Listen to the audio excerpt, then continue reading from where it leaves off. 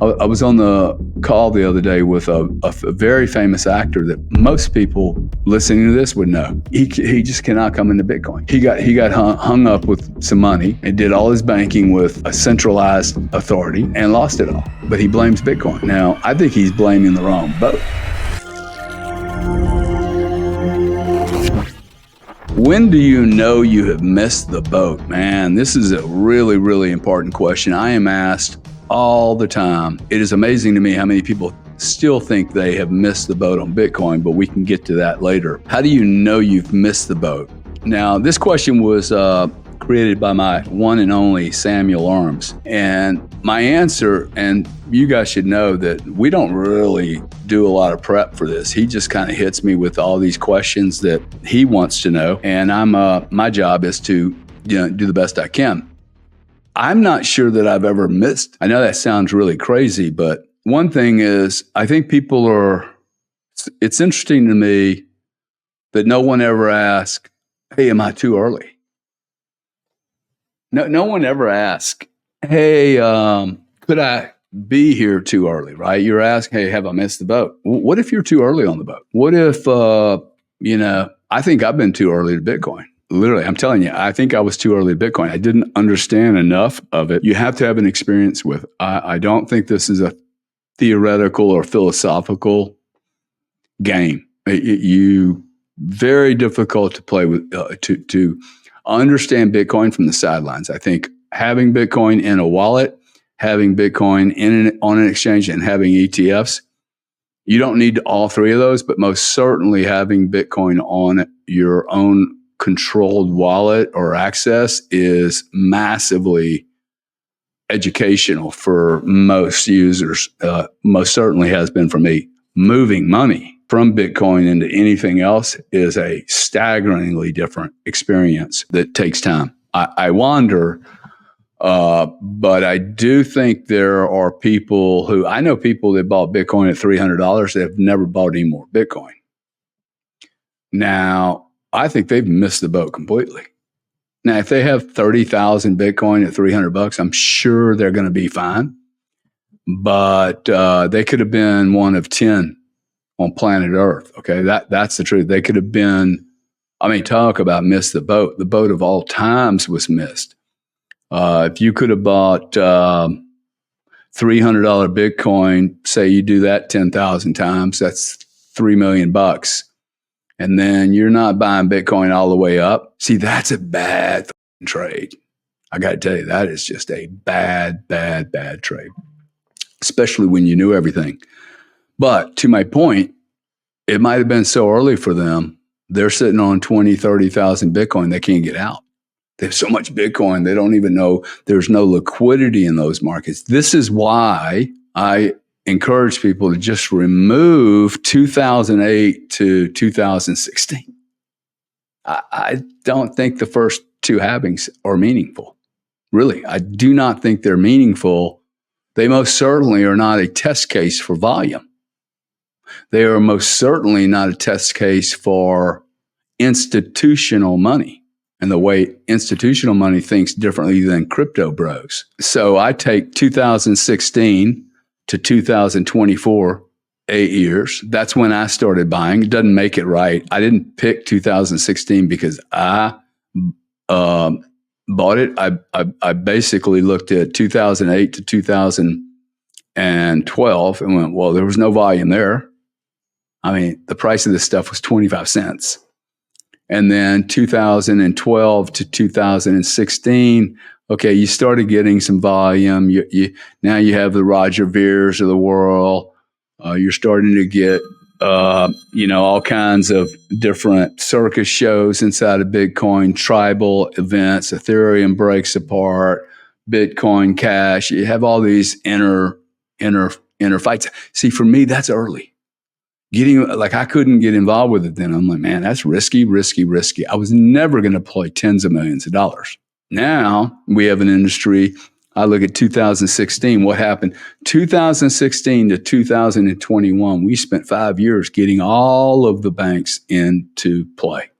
And if the banks haven't already put Bitcoin on their balance sheet, or they're putting Bitcoin on the balance sheet for their very customers they serve, they are most likely, if not for sure, also moving into serving and servicing parts of the value chain from custody to financing and lending, all the way across the entire value chain, from JP Morgan to Morgan Stanley, Goldman Sachs, BNY Mellon, Franklin Templeton, Fidelity, Coinbase, and the rest. Okay, every player except Vanguard is showing up to crypto.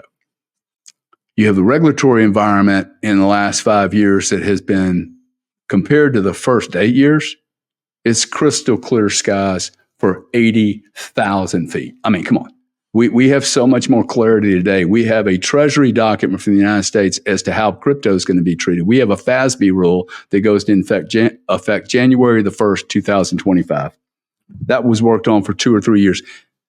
Draconian rules as to how a corporate would keep Bitcoin on its balance sheet has done nothing to support Bitcoin, except for Saylor working his way through the math, going to the accounting principles, and now we finally have some rational viewpoint, a similar viewpoint as is treated in other commodities, whether that be oil, nat gas, diesel, copper, aluminum, or the like. So we have Treasury. When Treasury shows up, they want their taxes.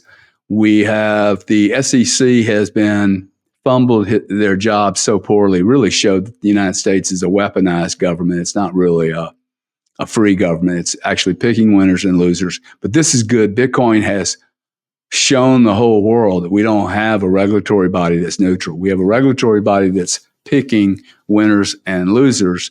And we have a government that's supporting these regulatory bodies, weaponizing them to do just that. This is horrible for America.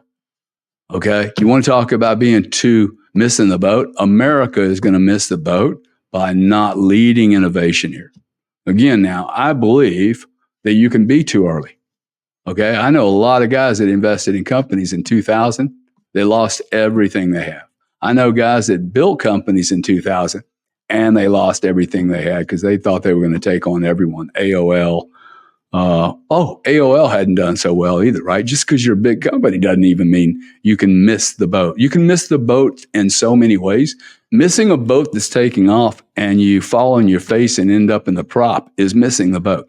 Missing the boat is going to a great party and everybody's going to become a billionaire and you were left at the wharf cleaning your pants. That's missing the boat. By the way, if you're going out on the boat with all the players and y'all are getting ready to make a load of money and you take a little deviation on a reef because you thought it was cool looking and it's called FTX and you parked all your money there and you lost it, that's missing the boat. Okay, you weren't on the boat. You were looking for some other glittery object. I see so many people that chase the glittery object. You're in a speedboat.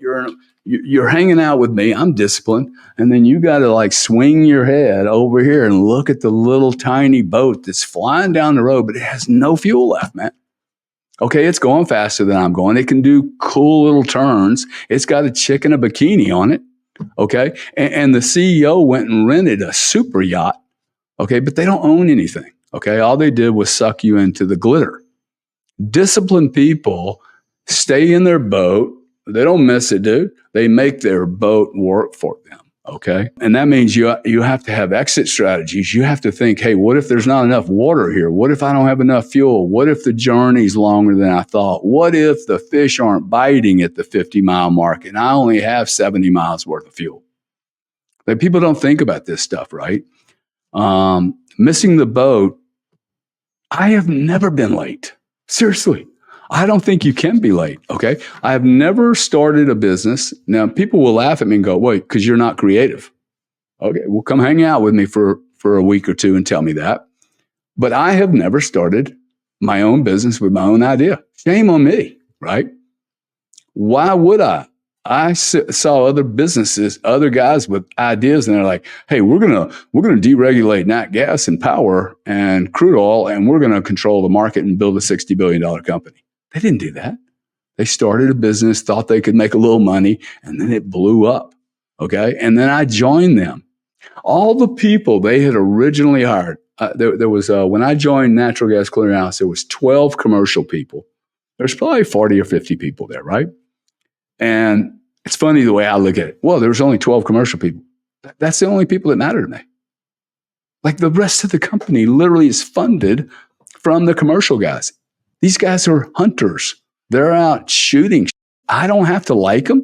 They have to go kill the elk. They bring the elk back, and then they give them the operations, and operations cuts them up, takes the kidney, defers it, does whatever, turns it into money so they can pay me, right? They can pay the killer to go out and hit another deal. So I've always thought about the commercial people as being the heart of the company. You know, after, like, that wasn't my idea.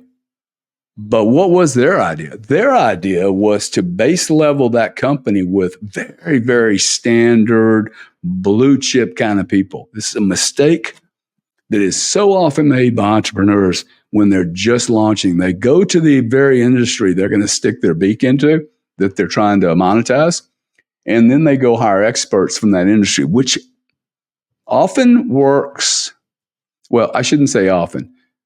It's good to have a couple of people from the old world if they have a new world mind. What this company and many companies like it found out was, see, they went and hired my boss. So Clearinghouse hired my boss. I called my old boss and said, "Hey, Ron, I want to work there." He said, "Dude, you'd be great here." As soon as he said that, I realized he was not doing so well. For me to, I have to work. Oh, this is a perfect place for you. I'm like, he's a family man. He wants to work from 9 to 5. He's done his time. I'm really aggressive. I'm 27, dude. I felt like I was finally free to build something. Like I watch my kids and I'm like, y'all are to the point now. I'm not like, they just want to hang out by themselves, man. They don't want dad doing something. They're becoming their own people, having their own dreams, their own visions, their own ideas. And they don't need dad and mom influencing what their ideas are. So I don't even take it personal. The problem with the Clearinghouse is that they could never turn Ron into a guy like me, and they needed a guy like me. They ended up taking all those guys out. All the institutional players didn't make it, and then they ended up filling that whole company up with guys like me. Now, there weren't too many guys like me, but there were enough to make a significant change. We ended up probably 20 guys like me. 15 guys like me built a $30-40 billion company. It's amazing to me, man. So missing the boat, getting in the right boat's the biggest problem. Missing the boat, dude, I see people get in the wrong boats all the time. I've been in 3 boats in marriage that I should have never gotten into. Just because you're like, well, gosh, man, there's water out there, so I guess I'll go swimming. It was just a bad plan. And I'm not saying marriage is bad. For me, it was a boat I should probably have never gotten into, and most certainly did not study it long enough. The reason I bring this up a lot is because if you're going to be a champion and you want to be an entrepreneur, you need to understand all the risks related to you being a successful entrepreneur. And notice most people don't say, hey, I want to be a rich, successful, happy entrepreneur. You guys all just go, I want to be an entrepreneur. I want to run my own deal. Oh, okay. You can come pick all the leaves up in my yard, dude. You can run your own deal. Run my leaves, okay? Do whatever you want with them. I'll pay you $100 to get rid of all of them today. And then we have another 18 projects. You can run your own deal. But see, that's not really what you mean. I think it's overrated to run your own deal. It's lonely driving your boat all by yourself, day and night. I'm not that good with motors. It'd be good for me to have a guy. Now, I ain't going to take Sam because he doesn't know anything about motors or fishing, so he can't help me, right? I need somebody that can actually add value and help in this boat. So I think people can be too early. Rarely are people too late. Everybody's talking about how cool NVIDIA is. Ask the guys that were in it in the first 10 years. NVIDIA is 26-year-old company. And for the first 10 years, it was, you could have bought 80-cent stock. 25 years ago. And that, I believe, is where we're at right now. I mean, I think Sam's question really is driven from, hey, when am I too late to Bitcoin? Well, when were you too late to this? Were you ever too late to this? Okay, here's 4 ounces of gold. Were you ever too late to this, right? Like, I think, at $2,600, I bought this stuff at, I don't know, 1,100, 11,000, or I can't even remember what I bought it for. Is it too late for this? It's probably room for this, right? For a little bit. I'm not going to stack my whole life up on it. But think about this. If this served the last 5,000 years, and the only thing that went wrong with it was that we stopped making money responsible to gold, making gold kind of irrelevant, talk about missing the boat. I don't think they can do that to Bitcoin. We have an opportunity here. Imagine being able to buy gold for $38. Okay, when 1976, when we played the little gold game, I think it got pegged at $35. Okay, that's 40 years ago. 40 years ago, we've 100x'd. Yeah, we've 100x'd. Okay, why can't Bitcoin do that? So, to me, and most certainly, well, look, 66 grand is most certainly not. The boat's not leaving you behind. But most certainly, Bitcoin is an industry. You're most certainly not too early, and you're not too late. You could have been too early. I could name 8 companies right now that were too early, but I would embarrass myself, and I'd embarrass some of the companies I work with. Not mine, but some of the big players in the crypto space. They were too early, and they're not going to make it. They took on too much money. Their pricing is wrong. They might be able to merge into things, but I think they have a boat. Their boat's going to have to change. And that to me is more important is, hey, not missing the boat. It's what size boat. There's a saying in it when you, it's probably true of boats too, but there's a saying when you get into the private aircraft business that each plane, for instance, I'm going to Austin Wednesday, and Austin is a 2-hour flight. I'm the only one traveling. Do I need a Global Express? Really? Do I need a Gulfstream 650 that can go anywhere in the world? It burns $14,000 an hour? No, dude, I don't need a plane that big. As soon as I land, it costs more to. Would it be so? In the aircraft industry, you have missions, right? These planes are built for certain missions, right? Like a short flight, short hop. They all get there at the same time. I mean, they all fly between 400 and 600 miles an hour. But a 2-hour flight doesn't require, with one passenger, no bags, doesn't require a Gulfstream that can go all the way over the world. So these boats, that's the thing you should be looking at. Hey, what is the quality of the boat? What is the quality of the leadership?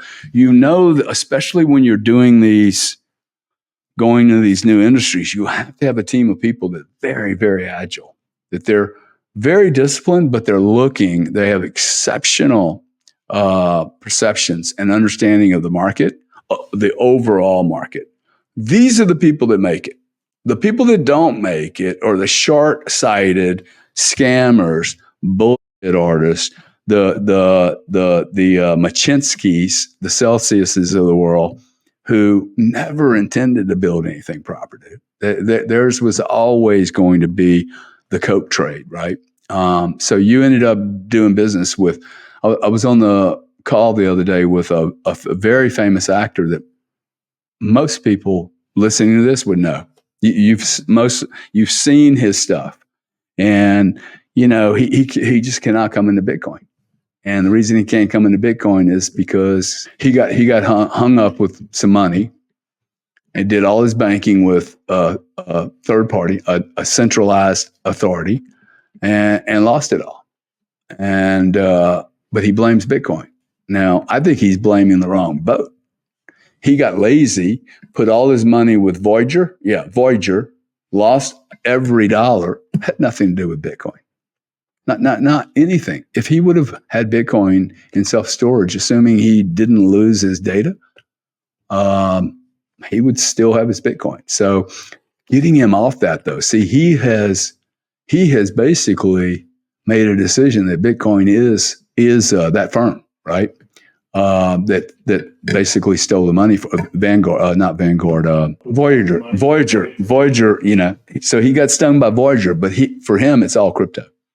Now, that's not a good assessment. Okay, that's mislabeling the boat. When have I ever been early or too late? I don't know a time I've been too late. Now, part of your question, I think, and we'll close here because it's 21 minutes. I think what you're saying, hey, would it be too late to go into MicroStrategy? MicroStrategy is trading at almost 2 times net asset value, meaning the amount of Bitcoin they hold, the stock is now 2x the amount of Bitcoin. So it'd be like me buying Bitcoin at 120 grand. 100 grand. You want to buy some Bitcoin for 100 grand? That's MicroStrategy. Do I think it's too late? I haven't bought any. I won't buy any here. If I saw MicroStrategy retrace it down to maybe a premium of 120, I might do it. But at 170, 2x, it's I don't have enough Bitcoin still. And I'm most certainly not at my desired volume. Notice I say volume. I didn't say value. Very really important, okay? I do not have the 1,000 Bitcoin. I want 1,000 Bitcoin. That is my goal. It's an outlandish goal. And as soon as I get to 900, I guarantee you I'll change it. I guarantee it'll get, I need 1,400 now. I'm most certainly not missing my boat on Bitcoin. I have zero regret. And, look, what you do or don't do with MicroStrategy, it's an easy decision. You're not going to get stuck up on, I can pay a premium or I can buy Bitcoin. You're going to probably do okay. I think MicroStrategy is going to be one of the great companies in the world. Do I need to plow in there? I probably would have been better off buying this than the miners. Most certainly. Do I think it's better than the ETFs? Probably. I probably have less worry about Saylor than I do anybody else in the centralized space. And it's not like he can do anything, right? He's got a very large board now. He would have to play some really serious games to steal your Bitcoin. There are other companies that are emulating what Saylor's doing. So if you really like that business model and you're worried about missing his boat, one, they're very easy people to talk to. So if you're really going to invest some money with them and you want to have that conversation, you should reach out to some of their board. If you don't, there are some other companies similar. There's a German company, Simpler, I think it is SMLR. There's another company in Germany that just announced, and I propose in the next 9 months you're going to hear not only corporates putting it on the balance sheet, may not be monsters, could be monsters, by the way. It's going to be small and big. It's really down to now what their shareholder base is. A very complex shareholder base. I think it's really hard to do. But a company with MicroStrategy's makeup, where he was such a controlling member of the shares and the strategy they took, and that he was a true alpha leader and not a community, hey, let's go check with the board. Let's get a board to determine the direction of our boat. Like, that does not happen at board level, okay? It happens. One person says, this is where we're going, and then he convinces the board. A group of people do not make decisions. They can agree on a decision. They can agree on an idea, but they don't make. A collective body does not make anything. One human being comes up with an idea and they sell it. And then if I have this cool idea and I go, hey, we're doing it in black and white, Sam might go, hey, it'd be a lot better in color. Well, did Sam miss the boat, or did he just add that little thing? You know what? It would be better in color, man. He didn't come up with the idea. Okay, the board, hey, look, we can introduce you to this guy. He can help. Awesome, dude. Introduce me, okay? You should have brought him to the meeting. You've already been pre-warned what this conversation was. Why didn't you bring him to the meeting and help us? In fact, why don't you remove yourself and have him replace you on the board, right? So to me, I don't, look, I could be buying real estate with my brother right now, and it wouldn't be missing the boat. There's not a piece of real estate that I could have bought over the kind of real estate he and I buy. It wouldn't be as good of an investment as Bitcoin. Those investments are going to be great investments over a long period of time. Most certainly, you've taught me that at 66 years old, I haven't missed the boat to go into politics. I didn't even know there was a boat for me in politics ever in my entire life. Never even thought about it. And I wake up today and go, wow, what's going on with this world? This world actually wants, I will bet you a large sum of money. I will get requests to help business or any government that's led by a business leader. I guarantee you I'm going to get a phone call. There's not enough of us. Trump needs to hire 4,000 people. So does Harris, okay? Now, you get to make a decision. Are you going to fill your boat with idiots or people that create things? You guys voting on November the 5th, just ask yourself, okay, who is going to attract the greatest leaders on planet Earth? Is it going to be Kamala or Trump? Who's going to then allow business leaders, those very business leaders, to make decisions and implement change according to business practices instead of political practice? So this is my weird way of saying, I don't think you missed the boat. I think your timing can be f***ed up. You can get into a deal. For instance, I sold all my stock on one day after 17 years, never sold a drop. Sold it all in one day. That seems really extreme, right? I got nervous, man. My boss said something that made no sense to me. And I'm like, I don't want to be on that boat with him. I'm out. And I'm not kind of getting out. I want all my shit out because my view was, oh, wow, I doubt Chuck's perspective. The moment I started doubting my leader's perspective, I needed to dump everything and walk. Because minimally, I become a problem to him, dude. I don't even believe in this program. Okay, so I sold out. I was right to sell out. I trusted my instincts. And those poor guys stayed in that position. They had to sue the company to get money. It was really just a huge waste of time, which I'll honestly end here. The greatest boat that's ever missed is go ask Steve Jobs or read what he wrote 12 hours before he died. Okay.